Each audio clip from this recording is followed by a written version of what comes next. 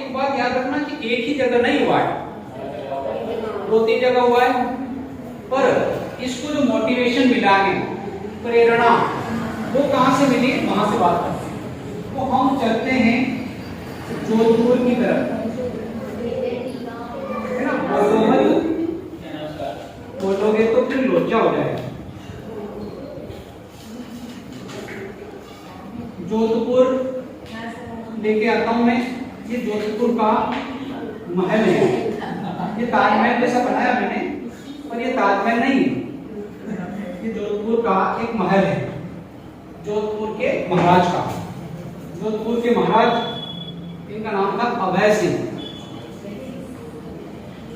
इन अभय सिंह जी को महल थोड़ा छोटा पड़ गया, 2-3 बच्चे हो गए, 2-4 कमरे और बनवा ले। तो जब 2-4 कमरे और बनवा ले तो कमरों के लिए इनको जरूरत पड़ी लकड़ियों की। अब लकड़ियों की जरूरत पड़ी तो लकड़ियां लाए तो अपने राज्य या क्षेत्राधिकार के अंदर इन्होंने सैनिकों को सीधा ऑर्डर दिया, आदेश, जाओ कहीं से भी लकड़ियां काट के लाओ। तो सारे सैनिक लकड़ियां लेने के लिए इस जोधपुर के अंदर ही एक खेजड़ली गांव है। इसको खेजड़ली गांव क्यों कहते हैं? क्योंकि यहाँ पर जो है इस गांव में खेजड़ी के पेड़ हैं बहुत सारे, तो खेजड़ी के वृक्ष हैं, इसलिए इसका नाम है खेजड़ली गांव। ठीक है, खेजड़ली गांव में इसके सैनिक गए। अब जब ये सैनिक गए, अब उसकी बात, अब हम बात कर रहे हैं बहुत पुरानी, उस समय की 1730 की घटना की बात कर रहे हैं, बहुत पुरानी। उस समय भी लोगों को वृक्षों से प्यार था। उस समय तो बहुत पेड़ थे, फिर भी उनको लगाव था। अब उसके गांव के जो पेड़ की काटने की बात आई, तो विशेषकर यहाँ पर हम बात करते हैं महिला की। पुरुष तो चलो एक्टिव होते हैं, उस समय महिलाएं भी एक्टिव थी। तो यहाँ पर अब आपको पता भी है, महसूस भी क्या होगा गांव की स्थिति में। गांव में कुछ या एक आध महिला तो इतनी एक्टिव होती है, पूरे गांव के जानते हैं उसको, है ना। मतलब लड़ाकू टाइप भी होती है और अधिकारों के प्रति संचेत भी होती है। मतलब कहीं अगर सार्वजनिक काम होता है तो वहां पहुंच जाती है, डरती भी नहीं, बोलने भी लगती है। समझ रहे हैं ना। मतलब वैसे तो महिलाएं अगर हम देखें उस जमाने की, तो पहले कितनी लज्जा में घूंघट में रहती होगी। वो बात सुनी राजस्थान की, तो राजस्थान में तो पहले ही घूंघट, है ना। इतना पुरुष समय इतना वो एक्टिव थी महिला कि जैसे ही उसको पता चला कि सैनिक यहाँ से अपने गांव से पेड़ काट के ले जाएंगे, तो गांव के वहां पर यूं तो पूरा गांव था, लेकिन गांव के लोग नहीं आए। वो महिला आ गई और उन सैनिकों से भिड़ गई। और महिला जो थी वो विश्वनोई समाज की थी, अमृता देवी नाम है उसका। अब जैसे ही अमृता देवी राजा के सैनिक गांव में आए, वहां पे आए पेड़ काटने के लिए, तो वो सीधे आ गए कि आप हमारे गांव में से पेड़ नहीं काटोगे। होगा आपके राजा ने कहा होगा भाई पेड़ नहीं काटने दूंगी, तुमसे हो जो कर। अब सैनिकों से टकराए, तो राजा के सैनिक, राजा से टकराना मतलब मौत से टकराना, यमराज से बात करना बराबर था। अब उन राजा के सैनिकों से बोलने लगी वो कि भाई पेड़ नहीं काटने दूंगी। अब उसने समझाया कि उनकी थोड़ी बहसबाजी हुई कि भाई राजा का आदेश है, उनको लगनी चाहिए और पेड़ काट के ले जाएंगे, और फिर वो तो ले ही जाएंगे सैनिक है, वो डरेगा। तो वो बोली कि नहीं, मैं तो इस पेड़ से चिपक जाऊंगी, पर नहीं। अब वो उस पेड़ से वही, अब इसके साथ और इसकी जो पुत्रियां थी वो भी आ गई समझाने के लिए। अब ये उन पुत्रियां वो भी उनको समझा रही कि भाई साहब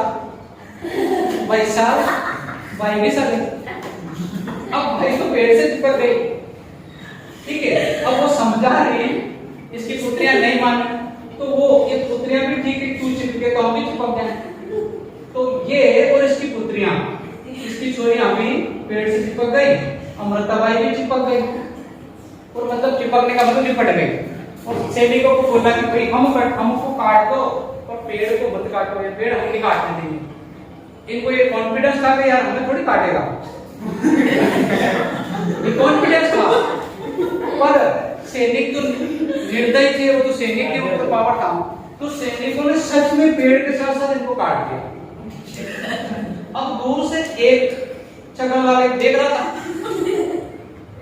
दूर से देख, तमाशा देखने वाले बहुत जगह होते हैं, सब जगह होते हैं तमाशा देखने वाले। तो इसने देखा, इसने गांव में लोगों को कहा अमृताबाई ने काटी थी। सबने सुना, सही में? हाँ सही सही। देखो अब पूरे गांव के लोग आए, अमृताबाई ने काट दिया, चोरिया ने भी काट दिया। चलो पूरे गांव के लोग आए, भनन भनन करके सब आ गए। अब सब ने देखा कि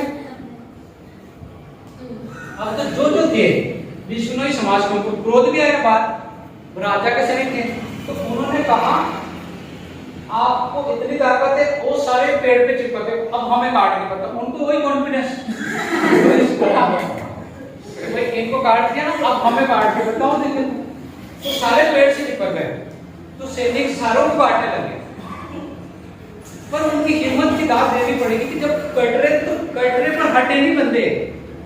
पर यार ये बात थी कि जब वो सैनिक तो कम थे, ये के बजे चिपकने की वजह से उनको मारते, सैनिक भाग जाते ना। पर ये बेचारे गलती करी, उन्होंने सारे चिपक गए।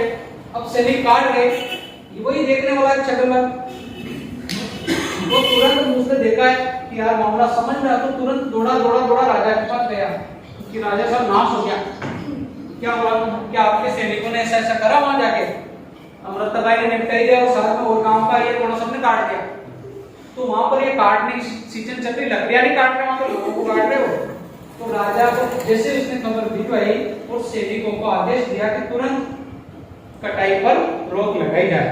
जब वो राजा का आदेश आता तब तक 363 लोग मर चुके थे। तो यही कि इन लोगों को धन्य है कि इन्होंने अपने प्राण त्याग किए पेड़ के लिए, पेड़ को बचाने के लिए। तो ये घटना चिपकने की वजह से इसको चिपको आंदोलन की संज्ञा दी गई, और ये भारतीय इतिहास में एक बड़ी घटना थी और इसका पूरे देश पर इसका असर पड़ा। इसके बाद बहुत सारे लोग इससे मोटिवेट हुए, समझे उन्होंने पेड़ों को महत्व को, और उसके बाद पेड़ों की कटाई पर कुछ हद तक रोक लगी। तो ये था चिपको आंदोलन। अब हम बात